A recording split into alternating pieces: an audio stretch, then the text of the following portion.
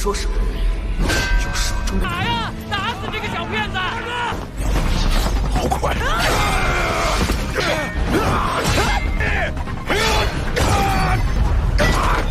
纯白之刃，十字斩！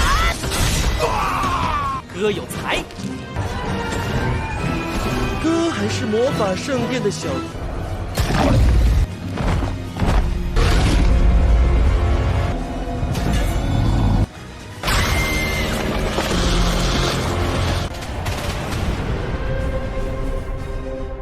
Halo guys, welcome back to Hobi Movie. Kami sudah tiba dan inilah yang kalian tunggu-tunggu. Hehehe, sang bocil kematian yang makin overpower aja nih guys. Dan di part kali ini, yaitu part 8 episode 8 Shenin Wangzuo, itu bakalan seru guys. Karena sesuai spoiler kemarin, kita bakal melihat pertarungan Hao Chen yang dimana dia bakal bertarung melawan si pamannya sombong. Apalagi di sini ibunya dihina-hina pula. Itu membuat Hao Chen harus turun tangan dan membantai si paman itu guys. Ada lagian ngapain pakai bawa-bawa ibu segala ya. Selain itu mereka bakal pergi ke suatu tempat yang baru guys. Di sini Hao Chen akan melakukan tugas ketiganya guys. Nah lo, pasti udah pada penasaran bukan? So langsung saja kita masuk ke part 8 Shenin Wangzuo, Throne of Steel atau Segel Tahta Ilahi. Selamat menonton. Di part sebelumnya, kita sudah melihat bagaimana pemeran utama kita yang super mantap guys. Di mana Hao Chen yang datang ke cabang kuil kesatria Cahaya Bulan. Dimulai dari mengetes kekuatannya yang mencapai 107 poin sehingga dinyatakan lulus. Dan ujian keduanya yang adalah melawan kesatria di tingkat 3. Sehingga terjadilah pertarungan sengit antara Hao Chen melawan si Lee Sin guys. Pertarungan mereka yang begitu sengit tentu sangat seru untuk disaksikan. Tapi semua itu berhenti saat Hao Chen menggunakan tangkisan ilahi. Di mana itu merupakan teknik yang seharusnya hanya bisa dipelajari oleh kesatria di tingkat 6. Tapi Hao Chen yang di tingkat 2 itu sudah bisa menguasainya guys. Sehingga dia pun lulus dan memenangkan tugas kedua. Setelah itu, Hao Chen pergi ke Serikat Petualang untuk melanjutkan tugas ketiganya. Tapi di sana lagi-lagi dia bertemu dengan si paman yang selalu meremehkan dirinya guys.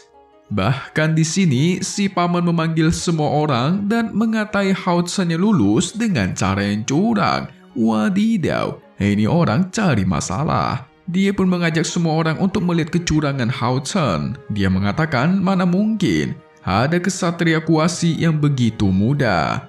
Pastilah menggunakan banyak uang atau meminta bantuan ayahnya agar bisa menjadi seorang kesatria. Mendengar itu, reaksi semua orang menertawai Hao Chen guys.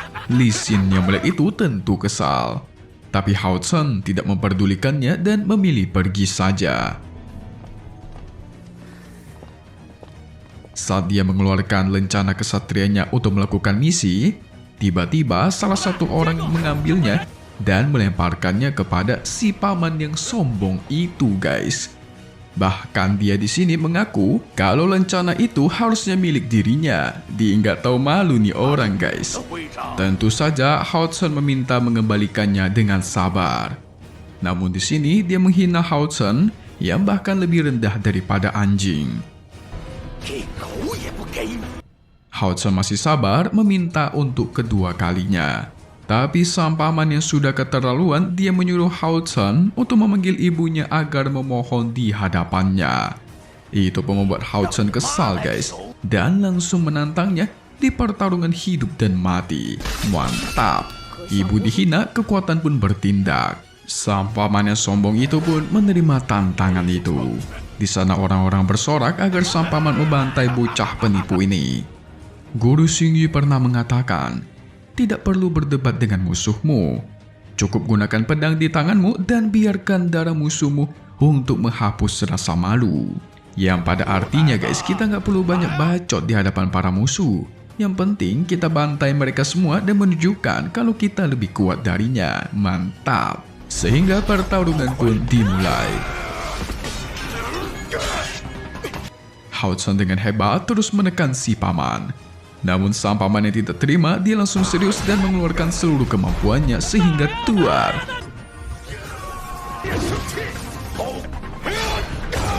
angkisan ilahi mementalkan serangan penuh dari sang paman. Kali ini pedang putih sejati pun digunakan. Diteruskan dengan tebasan menyilang yang membantai habis sang paman dengan instan, guys.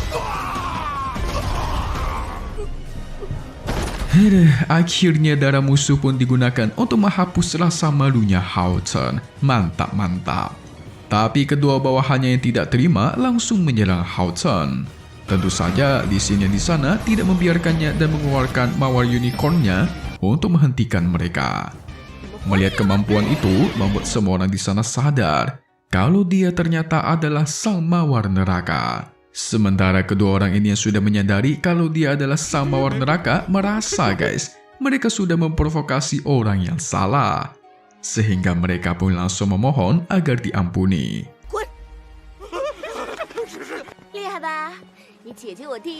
Sementara Hao Chen sangat terpukau dengan kuda unicorn mawar miliknya. Sehingga setelah itu, Hao Chen pun akhirnya bisa melakukan tugasnya. Dia di sini ingin melakukan tugas tingkat 3, yaitu berburu dan membantai monster miasma di rawa bulan. Di rawa itu juga ada gas yang bisa menyebabkan halusinasi.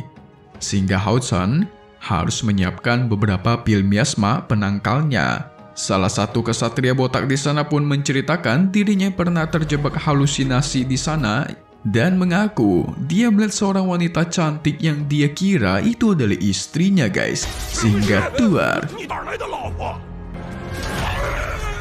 Ini si botak udah 20 tahun menjomblo tapi ngaku-ngaku punya istri dia.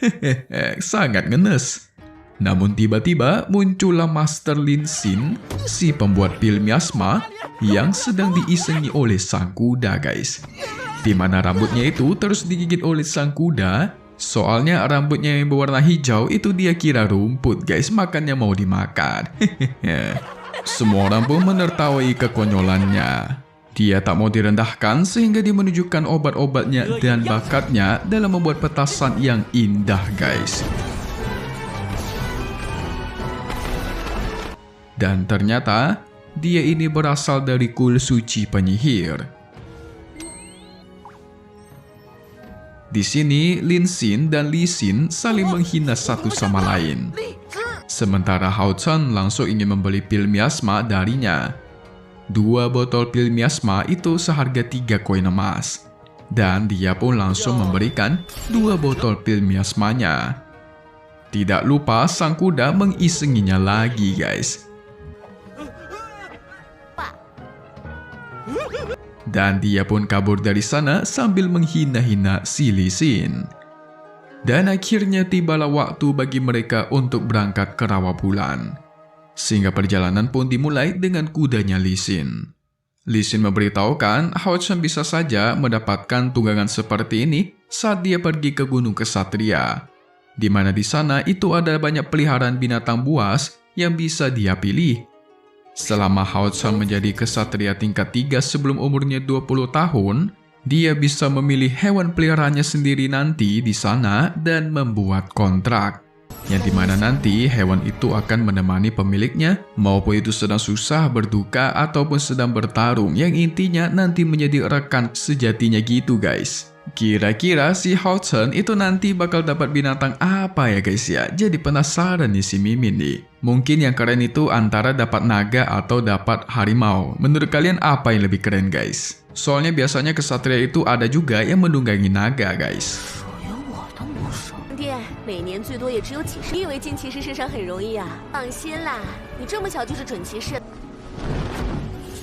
Sementara itu, di rawa bulan, kondisi di sana sangat mencekam dan ada monster yang bersembunyi di balik rawa. Semua gagak di sana dibantai hanya dengan gas beracunnya. Dan sepertinya inilah, guys, sang monster yang akan Hao Chen lawan nanti. Sepertinya kuat juga. Di sisi lain, Hao Chen dan Lee Sin yang akhirnya sampai di rawa bulan. By the way, nama si kuda itu Mei Kui, guys, yang artinya adalah mawar. Di sini begitu indah, tidak sesuai yang dibayangkan oleh Hao Chen. Awalnya dia pikir kalau rawa bulan itu tempat yang suram. Tapi kebalikannya di sini super indah guys. Apalagi rumput-rumput langit di sana yang sedang bermekaran, membuat tempat di sana semakin indah. Namun mereka tidak tahu guys, kalau bahaya sedang mengintai mereka dari kejauhan, di mana mereka di sini sepertinya sudah masuk ke dunianya musuh. Dan benar saja, Lee Sin terpengaruh halusinasi di sana. Tapi untungnya ada Hao Zhen yang menyadarkannya. Dia mengaku dirinya hanya mengantuk sedikit dan tidak butuh istirahat. Singkat cerita, mereka pun akhirnya tiba di rawa tempat monster miasma itu berada. Wadidaw, sepertinya ini bakalan sulit bukan? Di sana begitu mengerikan, sampai banyak burung gagak yang mengintai. Saking menyeramkannya, mereka mulai waspada guys. Ada juga buaya raksasa di sana dan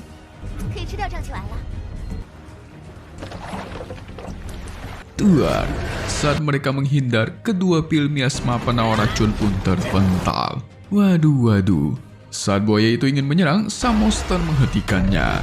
Jadi guys, semua yang terkena gasnya itu bakal bisa dia kendalikan. Sehingga mereka berdua pun terkena gas beracun itu dan masuk ke dunianya sang monster. Dan inilah sang monster miasma guys.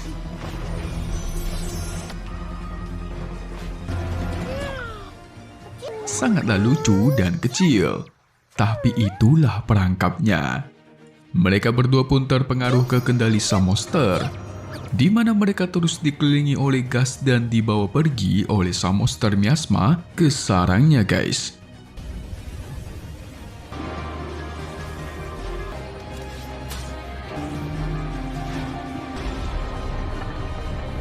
Tapi tiba-tiba cincinnya Hao Zhen pun bersinar dan berhasil menyadarkan dirinya. Sadar kalau mereka terkena gas miasma, Hao Zhen secepatnya meminum pil miasma dan menjadi kebal. Sementara sang kakak Lee Sin yang masih terpengaruh, dia dibawa ke rawa yang bisa menyedot manusia guys.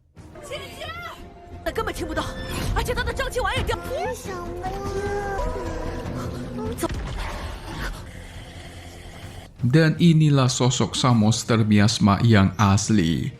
Hao Zhen pun sadar, sejak mereka datang gas beracun sudah ada di mana-mana. Harusnya mereka meminum pil miasma sedari awal. Dan pertarungan pun terjadi. Tapi monster ini sangat kuat. Hao Zhen pun ingin menyelamatkan Lee Sin terlebih dahulu. Tentu saja tidak dibiarkan. Sehingga pertarungan keduanya kembali terjadi. Semakin lama menunda, maka Kak Lee Sin akan semakin dalam bahaya. Dan Hao Zhen pun terperangkap di dalam ilusi lagi guys. Diketahui juga kalau monster miasma ini adalah monster tingkat 3 yang sulit ditangani. Tapi dia merupakan monster yang mengandalkan ilusi dan pertahanannya sangat lemah. Orang-orang yang terkena ilusinya itu bakal dikendalikan pikirannya. Jadi orang yang berada di tingkatan sama dengan sang monster itu pasti sulit menghadapinya guys. Kebetulan si Lee Sin dan Hao Zhen itu setingkat dengan sang monster, yaitu tingkat 3. Dengan memiliki keyakinan dan pikiran yang kuatlah baru bisa terbebas dari ilusinya. Dan Hao Zhen pun berhasil melepas ilusinya dan menyerang balik. Itu juga berhasil membuat kendali pikirannya terlepas. Dan sekarang si Lee Sin juga terbebas. Tapi pertarungan itu masih jauh dari kata selesai. Dan pertarungan pun terus berlanjut. Lee Sin pun mengeluarkan formasi kenaikan langit yang mementalkannya guys. Tapi dia yang kecapean karena terkena gas miasma tidak bisa membantu. Jadi sekarang Hao Zhen akan melawannya sendiri. Melihat ada kesempatan, Hao Zhen pun terus menyerangnya.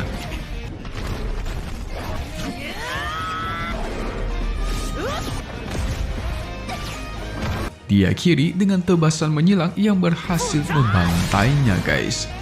Dan monster itu pun berubah menjadi sosok kecilnya dan dimakan oleh sang buaya. Hao Zhen ingin menolongnya, tapi Kak Lee Sin mengatakan untuk tidak percaya karena buaya ini juga dikendalikan oleh monster miasma. Jadi mereka itu komplotan guys. Mereka pun akhirnya mendapatkan kristal iblis monster miasma dan ini merupakan sumber kekuatannya. Dengan Hao Zhen mendapatkan ini, berarti dia telah lulus tugasnya. Lee Sin pun merasa malu guys, karena dia dilindungi oleh anak kecil. Itu membuat dia termotivasi agar menjadi semakin kuat nanti. Sementara cincin yang melindungi Hao Zhen itu adalah cincin pemberian Cai Er guys. Ayo, pasti pada lupa kan? Dan benar saja, si monster miasma itu masih hidup dan menunggangi sang buaya. Tapi sekarang dia sudah kehilangan kekuatannya guys, karena sumber kekuatannya sudah diambil oleh Hao Zhen. Sementara mereka yang sudah menyelesaikan tugas pun kembali ke kuil kesatria cahaya bulan. Karena ketiga tugas Hao Zhen itu sudah selesai, maka sudah waktunya bagi Hao Zhen untuk pulang. Tapi sang Pamanalan yakin kalau Hao Zhen sebentar lagi bakal datang. Karena jenius sepertinya itu pasti mengikuti ujian Liga Pemburu Iblis nantinya. Dan saat itu, dia menantikan Hao Zhen akan menunjukkan kehebatannya kepada semua orang guys. Mantap! Sementara Hao Zhen yang sudah tidak sabar menemui sang ibu. Dia menikmati keindahan taman di sana. Jangan-jangan ini ilusi lagi guys. Tentu tidak lah ya. Di sini kan gak ada monster miasma guys. Dia pun pulang membawa bunga kepada sang ibu, tapi sang ibunya yang sakit parah itu batuk darah dan memuntahkannya di bunga pemberian Hao Zhen. Guru Xingyu yang muncul, dia langsung mencoba menyadarkannya. Sebaliknya, Hao Zhen mengira kalau gurunya itu menyakiti sang ibu dan langsung menyerangnya guys. Namun tentu saja, dengan kemampuan Hao Zhen sekarang, sekali dorong Hao Zhen terpental jauh, hampir pingsan pula. Berani sekali dia, guru sendiri dia lawan guys. Nah, di sini kita bakal flashback sedikit dulu, sekitar 10 tahun yang lalu, di mana saat itu sang ibu dan sang ayahnya yang masih muda. Di sini mereka ingin merayakan pesta, di mana Xingyu itu telah mendapatkan segel tahta suci di usia yang begitu muda. Bisa dibilang ayahnya Hao Zhen itu paling berbakat guys. Di sini dia pun asik bermesraan dengan ibunya Hao Zhen saat muda. Mukanya boleh galak tapi hati tetap Hello Kitty.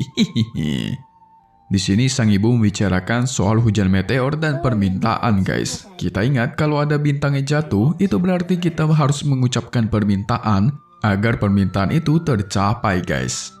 Terungkap juga ibunya Hao Zhen yang sedari kecil sudah terkena penyakit yang tidak kunjung sembuh. Namun dia cukup menerima diri sendiri dan menikmati hidup. Itu bakal lebih baik. Dia pun kesal karena Xingyu tidak memberikan permintaan saat hujan meteor sebelumnya. Tapi di sini Xingyu sengaja menggunakan kekuatannya membuat seakan-akan ada hujan meteor yang jatuh agar dia bisa membuat permintaan guys. Dan permintaannya adalah agar ibunya Hao Zhen itu segera sembuh. Membuat hatinya mulai tergerak dan mereka berdua pun tersipu malu guys. Cihui. Pesta perayaan di sana pun sudah dimulai dan Xingyu ingin berdansa dengannya di sini. Tentu saja dia setuju. Sehingga mereka berdua pun berdansa di bawah rembulan yang indah, ditambah dengan kunang-kunang serta taman yang indah melengkapi itu semua guys. Sungguh mantap. Kapan ya Mimin bisa gini? Kau harus tetap tenang, tidak peduli apa yang terjadi. Apakah ini yang aku ajarkan padamu? Kata guru Xingyu. Xingyu pun memberikan garis dan selama dia bisa melewati garis itu, maka dia akan menyerahkan ibunya.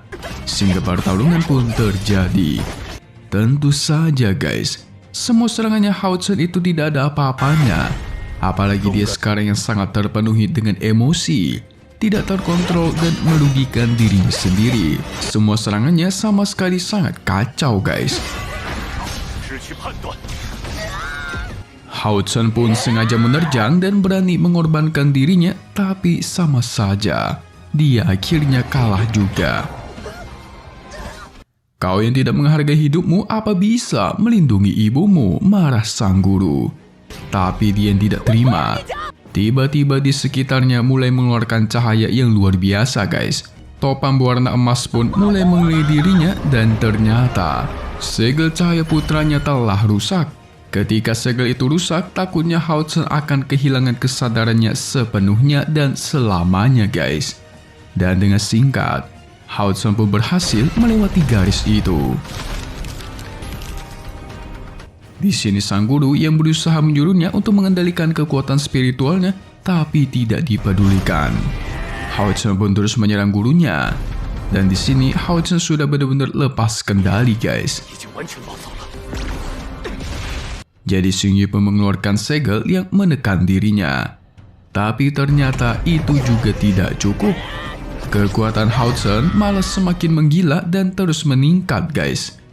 Xing Yu pun secepatnya mencoba menyadarkannya dengan menyuruh Hao Chen akan mengingat sang ibu. Tapi bukannya sadar, malah kebalikannya guys. Dia yang mengingat sang ibu malah membuat kekuatannya semakin melonjak drastis. Dan inilah kekuatan Putra Cahaya guys. Super duper kuat. Dia bahkan bisa menggunakan keterampilan rahasia tanpa perlu dia pelajari sama sekali. Dan serangan pun dia lancarkan.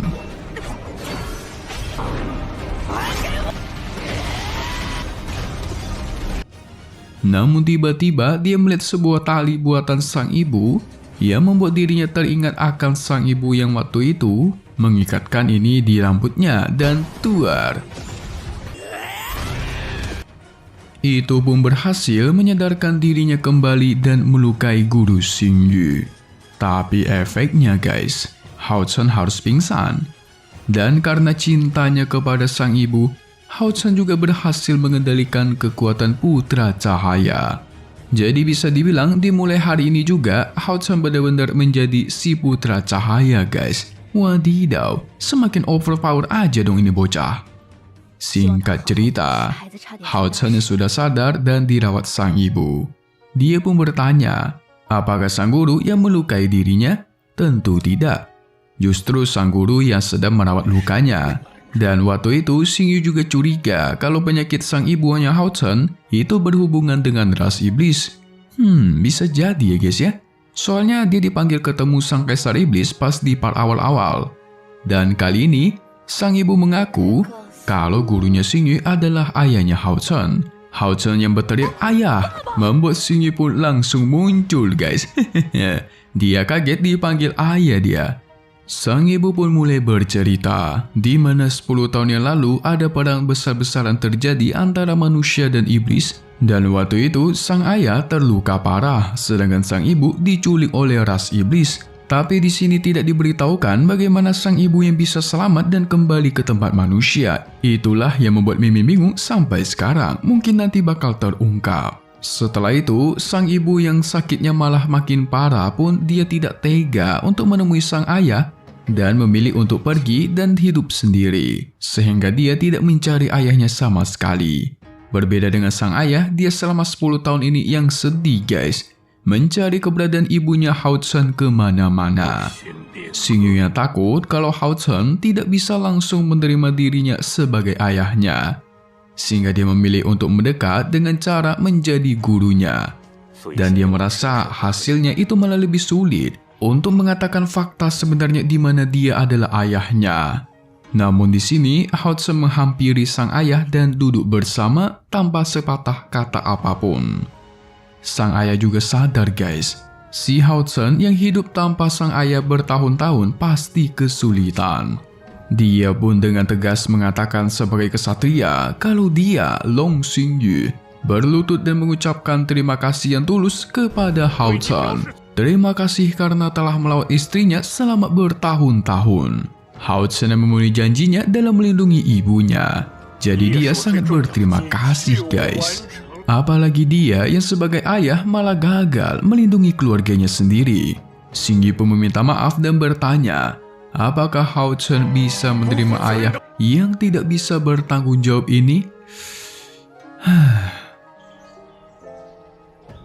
Xing Yu原谅我，很好，所以你做得很好。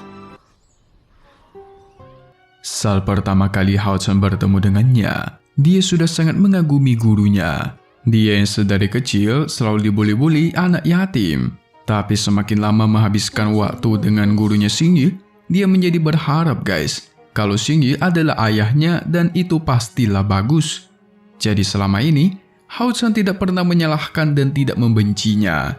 Melainkan dirinya tidak menyangka akan datang hari di mana dia akan benar-benar memiliki seorang ayah, guys.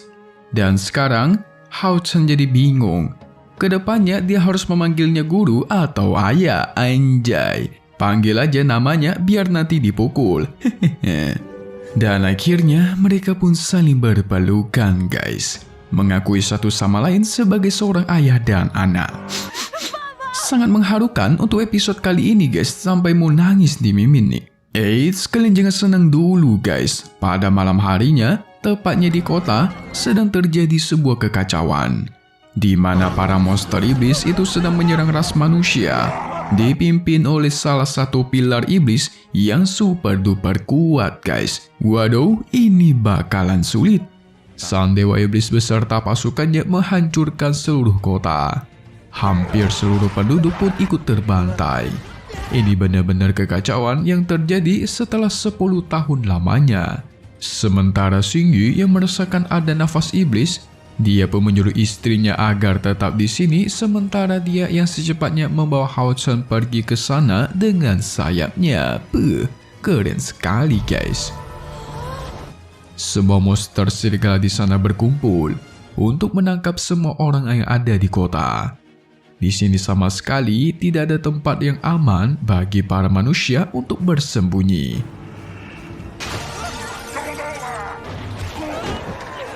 Dan tuar. Akhirnya muncullah Guru Balza beserta para kesatria kecilnya. Mereka semua tidak ada yang takut akan para monster ini. Dengan hati yang begitu berani, mereka berjanji akan melindungi ras manusia sehingga pertempuran pun dimulai. Akhirnya para murid itu mengalami pertarungan yang sesungguhnya, guys. Biasanya mereka hanya latihan, kan? Tak lupa Guru Balza ngasih buff kepada muridnya, guys. Membuat muridnya menjadi semakin kuat.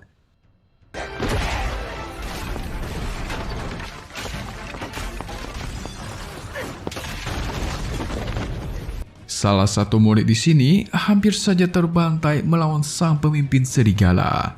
Di sini Guru Balza berusaha melawan pemimpinnya, tapi sayangnya dia sendiri juga kesulitan bahkan terhimpit. Namun untungnya datanglah Hao Chen yang menolong. Tidak ada waktu untuk mereka mengobrol, musuh juga masih banyak sehingga pertarungan pun terus berlanjut. Mengetahui ada Xingyu di sini, mereka juga yakin akan menang. Namun Dewa Iblis Serigala yang sedang bersiap menyerang membuat mereka semua terdiam akan kekuatannya yang sangat luar biasa. Dan tuar, serangan raksasa pun diluncurkan. Dengan cepat Xingyu terbang ke sana, memusnahkan serangan dari sang Dewa Iblis Serigala. Hanya dengan sekali tebasan, serangan itu hancur, guys. Akhirnya bos manusia pun telah muncul. Sehingga kali ini, Xingyu melawan sang Dewa Iblis Serigala. Dia bahkan dengan santai perlahan menusuk pedangnya di atas kepalanya dan menembus badannya sampai ke ujung, guys. Membuat tubuh Dewa Iblis Serigala itu hancur seketika. Tubuh yang hancur juga menyebabkan ledakan yang cukup kuat. Melihat kekalahan Dewa Iblis Serigala mereka, para manusia menjadi percaya diri. Merasa sudah menang, mereka berusaha mengusir para monster serigala pergi dari kota Odinnya. Dan Guru Balza pun tertusuk dari belakang sampai dia sekarat, guys. Yang ternyata inilah tubuh asli dari sang pilar iblis ke-71 yang bernama Ami. Waduh, guys. Mereka yang berusaha menyerbu juga tidak ada gunanya. Ami pun menerjang ke arahnya Xingyu. Di sini dia memuji Xingyu yang berhasil membantai klonnya. Tidak lupa dia ingin tahu nama dari Xingyu. Dan dengan sombongnya dia mengatakan, dengan mati di tangan pilar Dewa Iblis ke-71, itu sudah merupakan sebuah kehormatan bagimu. Namun dengan sekali pukul, sang Dewa Iblis Serigala langsung jatuh sampai ke tanah, guys. Para anak buahnya yang sedari awal menyombongkan kekuatan pemimpinnya itu dibuat terkaget-kaget ketika melihat pemimpinnya dipukul sampai masuk ke tanah. Tak lupa, Xingyu menutup lukanya Guru Balza. Si iblis serigala yang diserang secara tiba-tiba membuat dia kesal dan langsung menyerang Xingyu, sehingga pertarungan kejar-kejaran pun terus terjadi. Xingyu di sini mengeluarkan penghalang. Penghalang yang akan mencegah sang dewa iblis keluar. Dewa iblis malah merasa di sini dia malah akan semakin mudah untuk membantai Xingyu. Xingyu kali ini nggak perlu menggunakan pedangnya, melainkan cukup dengan tinjunya. Dia bakal mengatakan, aku yang tidak perlu menggunakan pedang untuk membantaimu. Kekuatan tinjunya juga luar biasa kuat. Xingyu membalaskan perbuatannya ke Guru Balza yang tadi guys. Dan sang dewa serigala pun dibantai habis-habisan oleh Xingyu. Eits, tapi belum selesai, dia mengeluarkan domain dewa iblis yang membuat dirinya bisa menyerang dari segala arah portal yang dia ciptakan. Dan pertarungan pun terus terjadi.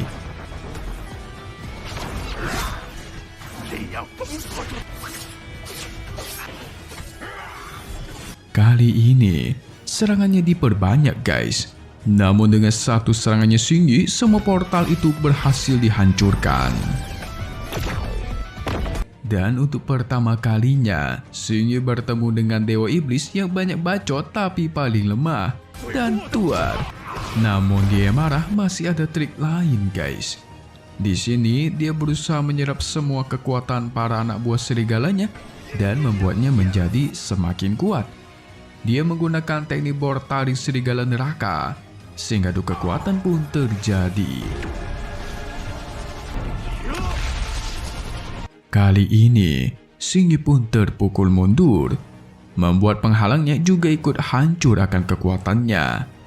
Sang dewa iblis dengan sombong mengatakan, kekuatannya bukanlah sesuatu yang bisa ditangani oleh semut sepertimu. Dewa iblis apanya? Kau hanyalah binatang yang brutal. Akan datang hari di mana Xingyu membuat para iblis telah menyesal datang ke tempat mereka dan tuar.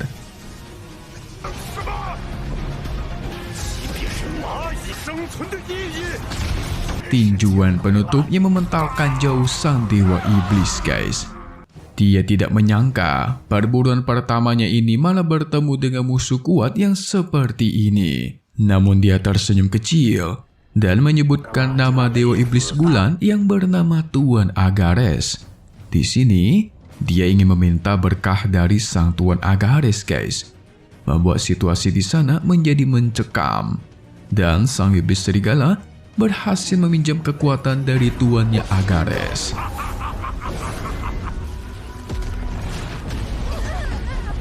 Dia pun bertekad untuk melindungi kehormatan dan kemuliaan dewa iblis mereka. Dan secara singkat, kekuatannya pun melonjak drastis membuat dirinya berubah bentuk guys. Ini bakalan sulit. Di sini ada sedikit flashback di mana saat sang dewa iblis serigala ini masih menjadi binatang serigala. Di sini dia adalah pemburu serigala terkuat guys. Namun dia sadar kalau dirinya adalah bagian kecil dari dunia ini. Sehingga dia menatap ke arah bulan dan berdoa untuk mendapatkan kekuatan agar bisa menguasai lebih banyak daratan lagi. Dan benar saja, sang bulan menjawab doanya itu, di mana sang Tuan Agares memilihnya untuk menjadi dewa serigala yang baru guys. Menerima kekuatan dari Tuan Agares, itu membuat bentuknya ikut berubah. Setelah itu, dia pun menjadi bawahan paling setia kepada sang dewa bulan. Dan kembali lagi ke zaman sekarang, dia memperingati Xingyu agar tidak meremehkan kekuatan dewa iblis. Karena dia yakin kalau ras manusia itu akan musnah. Apalagi pilar dewa iblis kedua yaitu dewa iblis bulan alias Tuan Agares. Oh, jadi si Tuan Agares itu terkuat kedua guys di pilar dewa iblis. Super kuat berarti. Sehingga dia menggunakan kekuatan Tuan Agares untuk memperkuat para bawahan serigalanya.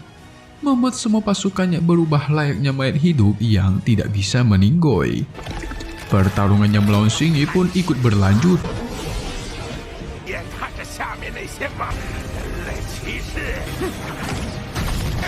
Di satu sisi, Xing Yu khawatir kepada para murid dan Hao Chen yang tidak kuasa melawan para bawahan serigala iblis. Hao Chen bahkan terus bertarung dengan para monster itu, namun mereka tidak kunjung mati, guys. Dia bahkan terpojok dan akhirnya kalah. Wadidaw.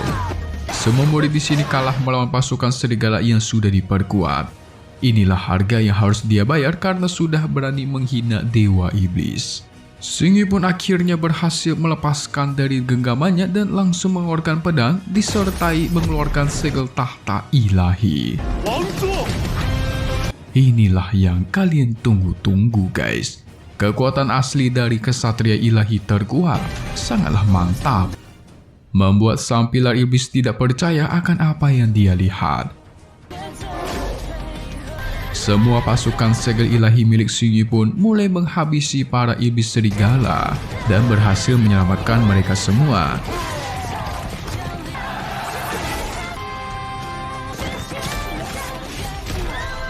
Hao Chen yang melihat segel tahta ilahi pun sadar kalau ayahnya ternyata adalah seorang kesatria segel ilahi. Dia yang sadar tidak akan bisa menang melawan Xing Yu pun meminta maaf kepada Tuan Agares karena dia yang tidak mampu, guys. Xing Yu pun bertanya apa tujuan mereka menyerang ke kota Odin.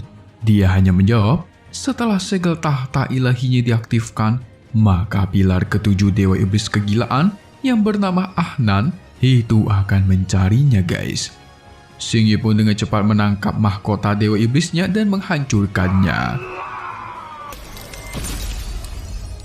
Sementara di kejauhan, tepatnya di pegunungannya dipenuhi oleh lava, ada sesosok dewa iblis yang mengatakan kalau Xing Yu tidak akan bisa bersembunyi lagi. Dan dia pun meluncurkan serangan tombaknya dari langit tepat ke arahnya Xing Yu. Dan dia ternyata adalah si Ahnan, guys, sang pilar ketujuh dewa iblis. Dia ternyata sudah lama mencari dan ingin membantai Xing Yu. Wadidaw, musuh baru lagi nih, guys. Sementara Xing Yu menggunakan kekuatan penebusannya untuk menyembuhkan semua orang yang terluka di sana. Tidak lupa mereka yang melihat seorang kesatria segel ilahi pun menjadi terselamatkan. Dan juga para kesatria kecil yang memberi hormat. Di sini Xing Yu karismanya sungguh keren, guys. Cowok cool namanya. Singkat cerita, Hao Chen pun lanjut latihan. Dia sangat kecewa dengan dirinya sendiri yang tidak kuat.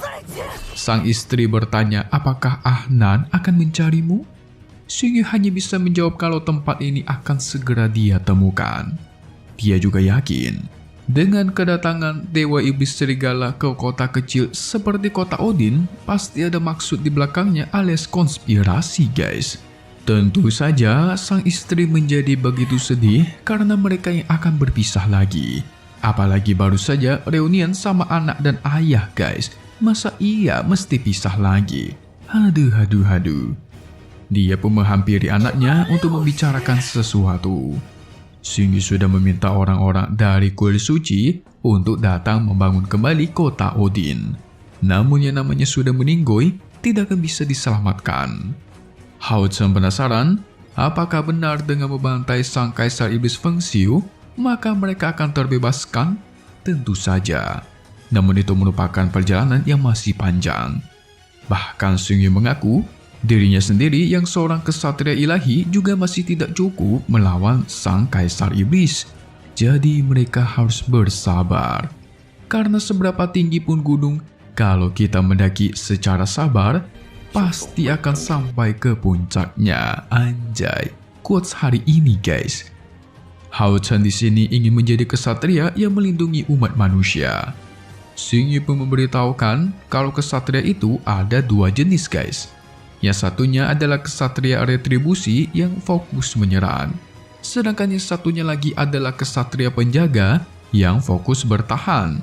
Dan Xing Yu adalah kesatria khusus untuk menyerang alias kesatria retribusi, guys. Di sini Hao Chen berniat untuk menjadi kesatria penjaga yang bisa melindungi semua orang yang dia cintai. Bahkan dia ingin melindungi ayahnya sekalipun. Tapi sayangnya kesatria penjaga itu tidak akan bisa mengalahkan ke-72 pilar Dewa Iblis guys. Karena dia di sini fokus untuk bertahan bukan untuk menyerang. Di sini setelah Hao Chen mengalami yang namanya kebangkitan ilahi, kekuatan spiritualnya juga melonjak drastis. Dan kali ini Xing Yu akan menunjukkan semua rahasia itu. Hao Chen sekarang itu memiliki kekuatan spiritual bawaan sebesar 97 poin. Dan dia adalah putra cahaya pertama di kuil suci kesatria. Mengartikan kalau Hao Chen memiliki bakat yang tidak dimiliki oleh siapapun. Dan kemungkinan Hao Chen itu bisa menjadi kesatria ganda pertama guys. Yaitu gabungan kesatria retribusi dengan kesatria penjaga. Makin OP ini Hao Chen dong. Menjadi kesatria ganda pertama dalam sejarah manusia.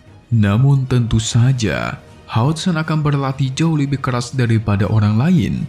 Rintangan dan musuh yang tidak terhitung jumlahnya pun akan muncul. Dia menjadi teringat dengan pedang hitam yang berada di dalam tubuhnya. Seakan-akan sosok di pedang itu mendorong Hao Chen untuk menjadi kesatria terkuat. Hao Chen mengakui dia sangat menyukai kota Odin, tempatnya, orang-orangnya, dan dia sangat bahagia dengan tempat ini. Namun untuk pertama kalinya, Hao Chen melihat kekejaman iblis dan bingung akan alasan kedatangan mereka, membuat kota Odin kesayangan Hao Chen ikut hancur. Jadi Hao Chen sudah siap akan semua resiko, menjadi yang terkuat untuk mengakhiri perang kedua ras ini. Mendengar itu, membuat kedua orang tuanya sangat bangga memiliki anaknya satu ini. Di sini sang ayah pun menjelaskan soal tahta segel ilahi guys. Kita tahu ada beberapa tahta segel ilahi. Yang pertama, tahta segel ilahi perlindungan dan berkat ilahi. Dikatakan pertahanannya adalah yang paling kuat dan menjadi pertahanannya tidak tergoyahkan di dunia manusia. Yang kedua, tahta segel ilahi kutukan dan pembantaian. Sesuai namanya, pembantaiannya dialiri oleh darah iblis. Tahta segel ilahi ini juga memiliki serangan tunggal terkuat, yaitu satu serangan terkuat guys. Yang ketiga, tahta ilahi hukum dan aturan. Pengendali domain terkuat dan aturan yang menentukan semua hal yang ada di dunia. Ada juga tahta segel ilahi kebijaksanaan dan roh.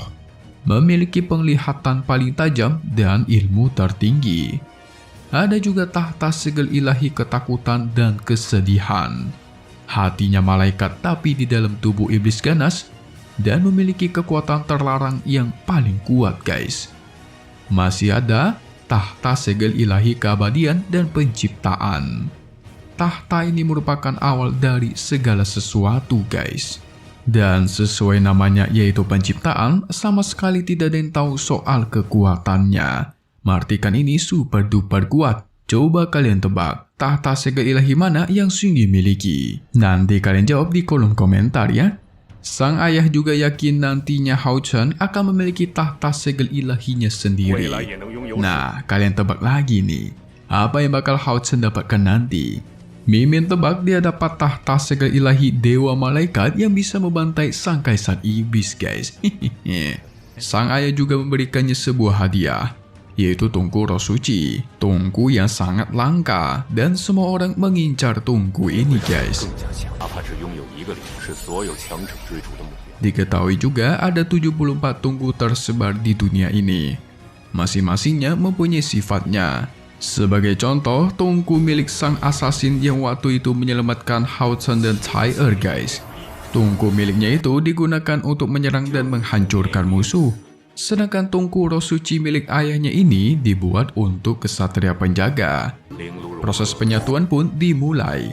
Hao Chen masuk ke ruang kekuatan spiritual, di mana itu adalah tempat dia menyimpan kekuatan spiritualnya. Walaupun tungku roh suci miliknya itu di ranking 64, tapi kelangkaannya itu setara dengan 10 tungku roh teratas.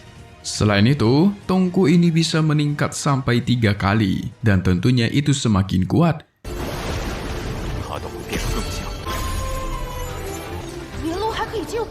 Apalagi memiliki sifat unik, yaitu memiliki daya tarik yang luar biasa guys.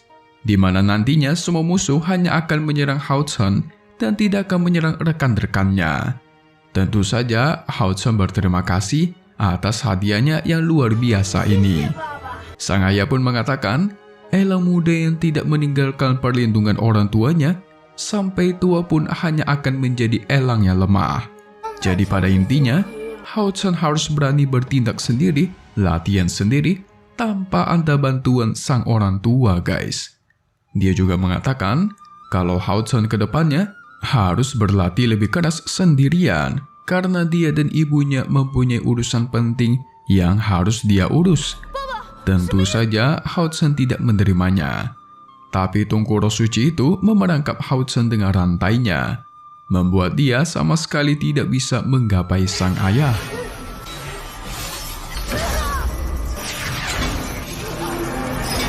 Dia pun begitu sedih dan bingung. Kenapa mereka yang pergi tidak membawa dirinya guys? Sang ayah hanya berpesan, Hao Chen harus bisa menjaga dirinya baik-baik dan ini tidak akan lama. Mereka pasti akan kembali lagi nanti. Rantai tungku itu pun semakin diperkuat. Hao Chen semakin ditarik. Dia di sini hanya tidak ingin berpisah dengan kedua orang tuanya.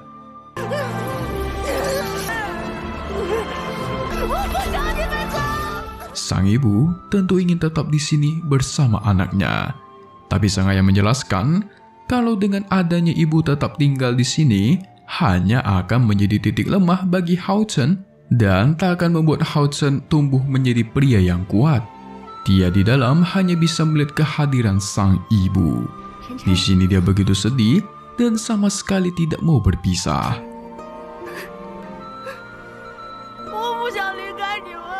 Sang ibu pun mengungkit janjinya Hao Chen yang ingin menjadi kesatria kuat agar bisa melindungi ibunya. Dan ibunya pun pergi dari hadapannya guys. Dia hanya bisa mengingat saat-saat indah bersama kedua orang tuanya. Dan tuar. Tungku Roh Suci itu akhirnya berhasil dia taklukkan dan menyatu dengan dirinya. Sungguh proses yang begitu cepat. Xing Yu meyakinkan dirinya sudah bergabung dengan Tungku Roh akan baik-baik saja. Dan kedua orang tuanya pun pergi guys. Sungguh sedih di part kali ini. Baru aja ketemu belum lama, udah pisah lagi guys. Aduh. Esok harinya saat Hao Chen bangun, dia membaca surat kedua orang tuanya. Tak lupa sang ayah memberikannya buku di dalam Tungku Roh agar dia bisa belajar sendiri soal Tungku Roh itu. Karena Hao Chen memilih menjadi kesatria ganda, maka dia harus mempelajari kekuatan di cincin warisan, ditambah dia mesti ke kuil bulan untuk mempelajari keterampilan kesatria penjaga guys. Dan orang yang bernama Yehua itu nanti akan menjadi gurunya. Tapi satu pesan penting dari sang ayah, yaitu jangan pernah mengungkapkan identitasnya yang juga merupakan kesatria retribusi. Apalagi identitasnya sekarang yang menjadi putra cahaya. Tujuannya tentu biar nggak diincar guys. Takutnya ada penyusup dari ras iblis yang ketahuan terus mengincar Hao Chen nanti. Bisa-bisa perang besar-besaran guys. Sang ayah juga memberikannya cincin ruang langka yang bisa melindungi Hao Chen dari bahaya, ditambah menyimpan barang di dalamnya guys. Sang ayah juga berpesan selama Hao Chen belum menjadi kesatria tingkat 7 dan belum mendapatkan armor petal mithril, maka dia sama sekali tidak boleh mencari kedua orang tuanya. Karena pasti dia itu tidak akan kuat melewati rintangan yang sulit nanti guys. Jadi dia mesti kuat dulu nih. Dia melihat kota Odin yang hancur yang sedang diperbaiki, membuat dirinya semakin termotivasi untuk menjadi kuat dan melindungi orang-orang yang dia sayangi. Begitu juga untuk tujuannya, yaitu bertemu dengan kedua orang tuanya kembali. Mantap!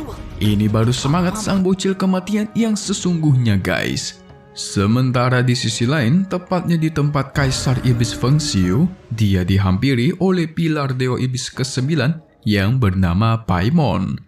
Di sini dia melaporkan kalau pilar Dewa Iblis ke-71 itu telah dibantai oleh kesatria segel ilahi alias Long Xingyu. Bahkan mahkotanya itu dihancurkan berkeping-keping. Tidak masalah. Pilar ke-71 itu bisa mereka cari penggantinya kapan saja. By the way, di sini Kaisar Iblis itu ganteng bener ya. Bisa dibilang dia paling ganteng dan paling karismatik guys, mantap. Tak lupa dia mengingatkan tugas penting yang harus dilakukan oleh Paimon. Dan tugasnya adalah sesuai ramalan 6000 tahun, dia harus menemukan yang namanya Austin Griffin sebelum dia tumbuh dewasa. Mimi yakin dia yang dimaksud itu adalah si Hudson guys. Tapi untuk Austin Griffin, entah itu benda atau nama orang guys, masih tidak diketahui. Sementara Hudson yang melihat tahta segel ilahi milik ayahnya, dia menjadi bersemangat dan termotivasi untuk mendapatkan tahta segel ilahinya sendiri guys. Kak Lee Sin yang datang pun langsung menyambutnya dengan hangat. Hudson menceritakan dia sekarang sebatang kara karena ditinggalkan oleh kedua orang tuanya. Kak Lee Sin langsung menjadikan Hudson sebagai saudaranya dan kuil bulan suci menjadi rumahnya sekarang. Tapi tiba-tiba mereka mendengar suara Paman Alan yang marah karena Lee Sin tidak kunjung menjadi kesatria tingkat 4, di mana dia tidak akan bisa lulus dari ujian pemburu iblis. Lee Sin yang takut dimarahi pun langsung kabur dari sana guys. Sementara Paman Alan yang sangat kaget sekaligus senang melihat Hudson yang datang. Dia langsung membentuk pelindung agar tidak ada yang bisa mendengar pembicaraan mereka dari luar. Paman Alan langsung membicarakan kehebatan ayahnya waktu itu. Karena aksi ayahnya berhasil membuat mundur 5 pasukan iblis yang sedang menyusup. Dia menjadi sangat ingin melihat Tuan Xingyi guys. Mimi yakin Paman Alan ini fans berat ayahnya Xingyi. Tapi sayangnya dia sudah pergi dan hanya meninggalkan sebuah surat.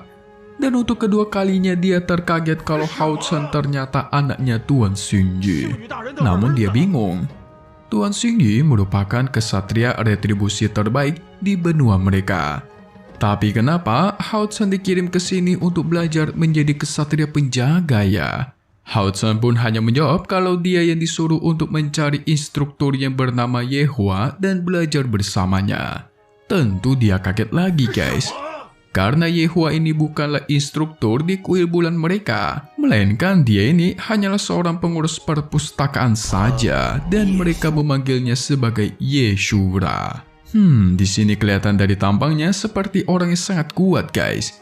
Tidak heran ayahnya mengatakan ketika Hudson belajar bersama Yehua ini, dia bisa merasa lega karena ada guru kuat yang melindunginya guys. Hudson pun dibawa untuk menemui Yehua di perpustakaannya.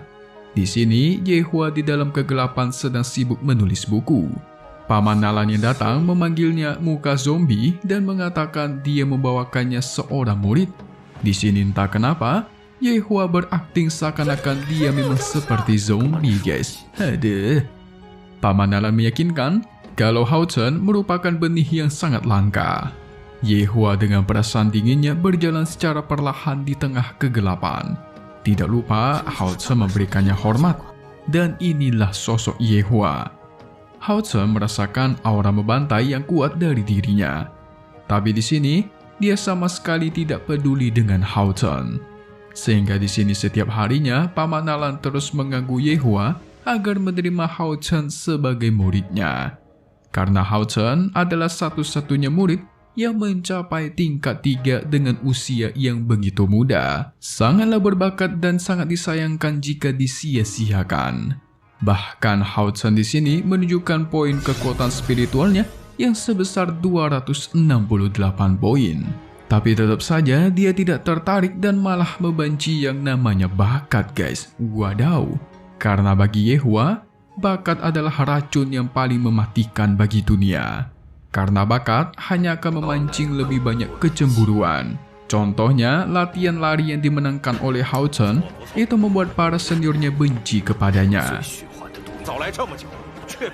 Bahkan senior Lee Sin yang hanya peduli kepada Hudson membuat para seniornya semakin benci kepadanya guys.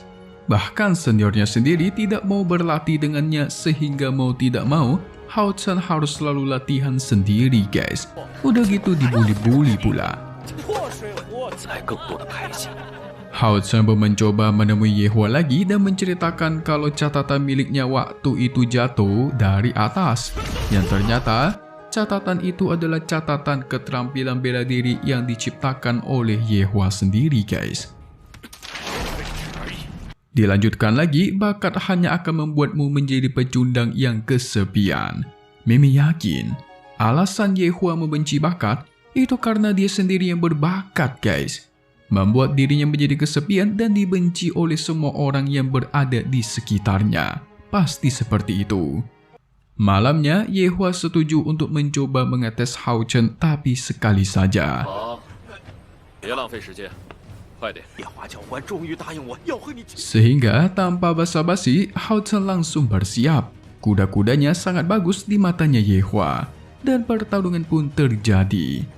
Dengan mudah, Hao Chen dipentalkan 两边都是真的。 dan dikatai sebagai pecundang yang hanya membuang-buang waktu saja. Hao Chen yang tidak terima, dia langsung kembali menantangnya. Dan kali ini, Yehua akan menghadapinya dengan serius. Hao Chen pun langsung mengumpulkan semua kekuatan spiritualnya ke dalam satu serangan ini. Sehingga pedang penebus cahaya pun dia lancarkan. Yehua yang menerjang pun ditahan dengan pertahanan ilahi. Tapi sayangnya kekuatan spiritualnya masih lemah, guys. Jadi pertahanannya otomatis juga lemah. Yehua menilai semua perbuatan Hao Chen tadi itu sangat ceroboh. Kalau dia musuhnya hari ini, pasti Hao Chen sudah terbantai. Semua tindakan Hao Chen tadi itu sangat sembarangan. Ketimbang kesal, Hao Chen di sini tetap menerima saran itu dan berterima kasih. Paman Alan tentu kesal. Kenapa Yehua yang terus menolak semua orang berbakat hanya karena kejadian waktu itu? Namun karena kejadian waktu itu diungkit-ungkit sama Paman Alan, dia pun menjadi kesal dan marah kepada Paman Alan. Pastilah ini merupakan sebuah trauma besar yang membuat Yehua menjadi seperti sekarang, guys. Saat malamnya, Hao Chen pun mulai membandingkan catatan buatan Yehua yang ternyata tidak tertuliskan di dalam buku. Catatannya berisikan soal pertahanan absolut yang bisa membuat waktu melambat bahkan berhenti, guys. Hao Chen dengan singkat berhasil mempelajarinya. Sementara Yehua yang teringat akan masa lalunya, di mana dia yang terus dibuli-buli karena bakatnya yang luar biasa. Semua orang di sini bahkan terus mengatainya yang merupakan seorang sampah bajingan yang sangat malang. Benar saja tebakan Mimin, guys. Kalau traumanya itu disebabkan oleh bakatnya sendiri yang luar biasa. Besok harinya, Hao Chen ternyata sudah ditunggu-tunggu oleh para senior yang ingin menghajarnya. Dia di sini berusaha meredam emosinya dan mencoba berjalan melewati mereka. Mereka di sini semua mengatai dirinya yang merupakan anjing penjilat. Senior Li Xin, Paman Alan, bahkan penjaga perpustakaan yaitu Yehua pun dia jilat. Bahkan mereka dengan kejam menuliskan di depan pintu kamarnya yaitu dasar anjing penjilat sampah, pergi dari sini. Waduh, ini sih sungguh kacau ini. Hao Chen yang sudah tidak bisa meredam emosinya, dia pun memilih menghajar sang senior. Mereka tidak terima pun langsung menerjang bersama-sama. Namun Hao Chen menggunakan pertahanan absolut yang diciptakan oleh Yehua dan dilihat oleh Yehua langsung pula. Semua musuh yang ada di hadapannya terpental dan waktunya yang melambat, guys. Sehingga Hao Chen pun membantai mereka satu persatu.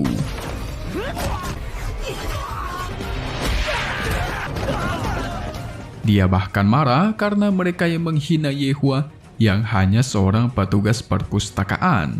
Mendengar itu membuat Yehua teringat akan masa lalunya yang juga membela gurunya, guys. Tapi dia yang menjadi seorang sampah itu malah dibuang oleh sang guru. Waduh, Yehua yang penuh emosi pun mengatakan semua yang didapatkan oleh Hao Chen hanya karena bakatnya belaka. Tanpa bakat, Hao Chen itu hanyalah seorang sampah. Tapi untungnya datanglah Paman Alan yang menghentikan itu semua. Paman Alan pun dengan perlahan menjelaskan kepada Hao Chen kalau Yehua itu mengalami hal buruk. Jadi dia yang sekarang itu kurang cocok menjadi gurunya Hao Chen. Tapi di sini Hao Chen tidak akan pernah menyerah dan dia mempunyai kegigihan yang luar biasa. Setelah cukup lama berpikir, Paman Alan pun mendapatkan suatu ide. Dan singkat cerita, Ye Hua membawa Hao Chen pergi dengan binatang iblisnya. Tentu saja Hao Chen sangat senang melihat binatang iblisnya yang sangat luar biasa. Tidak lupa Ye Hua meminta maaf atas perlakuan emosinya yang sebelumnya.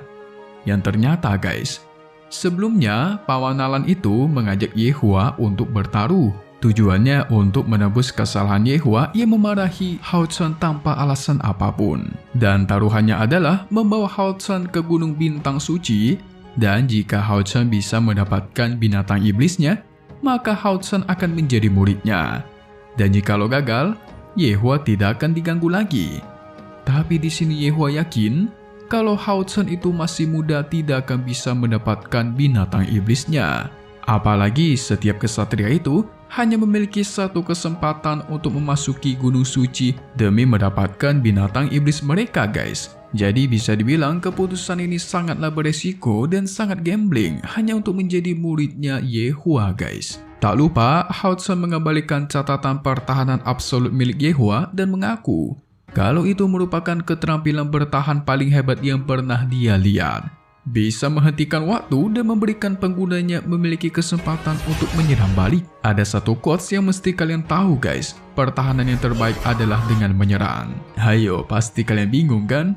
Hao Chen juga menemukan kalau keterampilan ini itu bisa digunakan langsung tanpa memerlukan kekuatan spiritual. Jadi keterampilan itu bisa dicas dulu guys, dimasukin ke dalam rune. Nanti ketika dia mau pakai, tinggal keluarin rune-nya, maka pertahanan absolutnya bakal keluar.